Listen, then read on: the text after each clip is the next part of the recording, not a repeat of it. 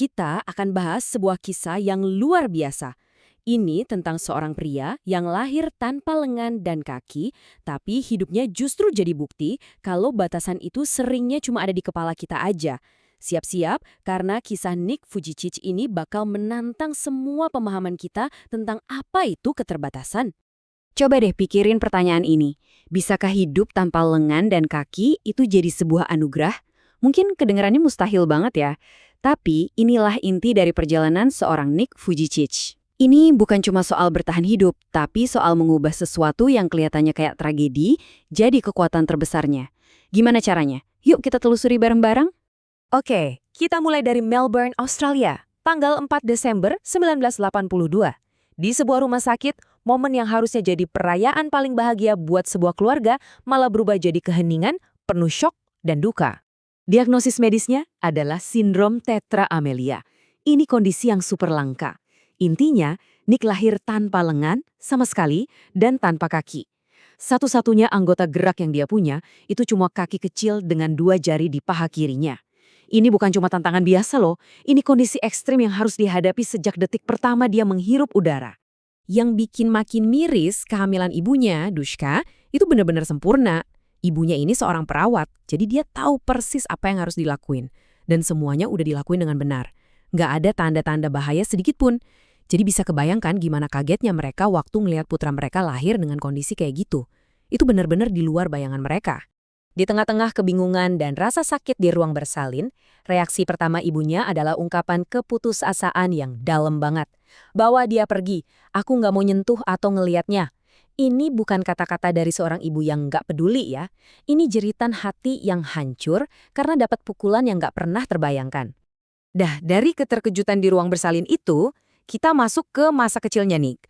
Sebuah periode di mana perjuangannya bukan cuma fisik, tapi juga emosional dan sosial yang luar biasa berat.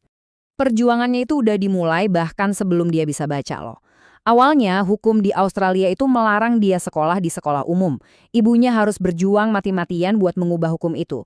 Tapi setelah berhasil, dia malah masuk ke medan perang baru, dibully tanpa henti di sekolah. Mereka bahkan sempat nyoba pakein dia lengan elektronik pas umur 7 tahun, berharap biar dia kelihatan normal. Tapi bukannya bikin nyaman, itu malah bikin dia makin ngerasa beda dan terasing. Bisa dibayangin dong, semua itu ngebuat dia depresi dan kesepian banget. Di kepalanya, pertanyaan-pertanyaan ini muter terus. Kenapa harus aku? Kenapa aku lahir kayak gini? Apa sih gunanya hidupku?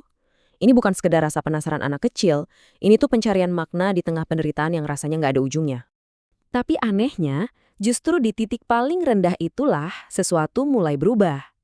Ini adalah momen titik baliknya, di mana Nick berhenti ngelihat penderitaannya sebagai akhir dari segalanya dan mulai ngelihat itu sebagai sebuah awal yang baru. Jadi, apa rahasianya? Ternyata bukan cuma satu hal, tapi ada 4 pilar kuat yang nopang dia.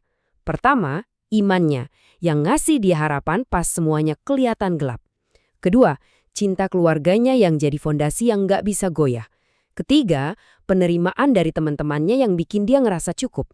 Dan pilar keempat, ini yang paling ngubah segalanya, kesadaran bahwa kisahnya sendiri bisa jadi inspirasi buat orang lain. Nah, ini dia nih, perubahan cara pandang yang luar biasa. Keterbatasannya bukan lagi sebuah penjara, tapi malah jadi semacam mercusuar.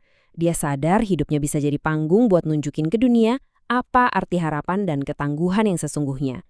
Justru karena dia memulainya dari titik yang paling sulit. Dan kesadaran itu nggak cuma berhenti di pikiran aja, itu jadi misi hidupnya. Nick mengubah perspektif barunya ini jadi tindakan nyata yang ngebawa dia keliling dunia buat berbagi pesan bahwa hidup itu nggak punya batas. Terus, seberapa besar dampaknya?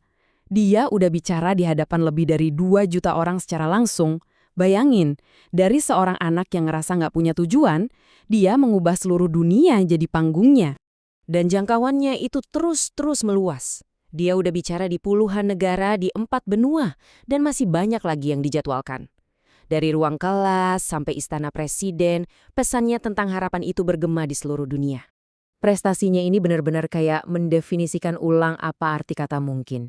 Dia nggak cuma lulus kuliah, tapi dapat gelar akuntansi dan perencanaan keuangan. Dia nggak cuma berbagi cerita, tapi juga mendirikan organisasi nirlaba Life Without Limbs. Dia penulis, pengusaha, bahkan dapat nominasi yang Australian of the Year. Ini bukti nyata kalau hidupnya ditentukan oleh apa yang dia capai, bukan oleh apa yang nggak dia miliki. Tapi di luar semua pencapaian publik yang keren itu, ada kemenangan-kemenangan lain yang mungkin jauh lebih luar biasa. Dia bisa melakukan hal-hal yang kita anggap sepele. Berenang, mancing, bahkan jawab telepon. Setiap tugas kecil ini adalah bukti kemandirian dan tekadnya yang luar biasa. Oke, jadi setelah ngeliat semua perjalanan hidupnya yang gila ini, apa sih sebenarnya pesan inti dari Nick Vujicic? Apa pelajaran abadi yang bisa kita semua ambil dari kehidupannya? Filosofinya bisa kita rangkum dalam keyakinan ini. Kalau kamu punya keinginan dan semangat buat ngelakuin sesuatu, dan kalau itu emang kehendak Tuhan, kamu pasti akan dapat itu di waktu yang paling pas dan paling baik.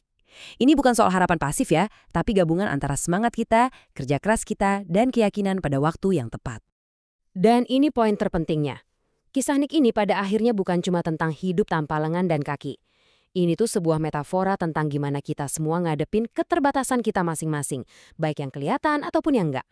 Keberaniannya jadi mercusuar, jadi pengingat buat kita semua buat ngeliat apa yang kita punya, bukan apa yang enggak kita punya, dan lakuin yang terbaik dengan itu. Kisah Nick Vujicic pada akhirnya ngelempar pertanyaan balik ke diri kita sendiri, dengan satu pertanyaan yang kuat. Kalau seseorang yang lahir dalam keadaan paling sulit aja bisa menemukan tujuan hidup yang begitu besar, lalu apa tujuan di balik hidup Anda?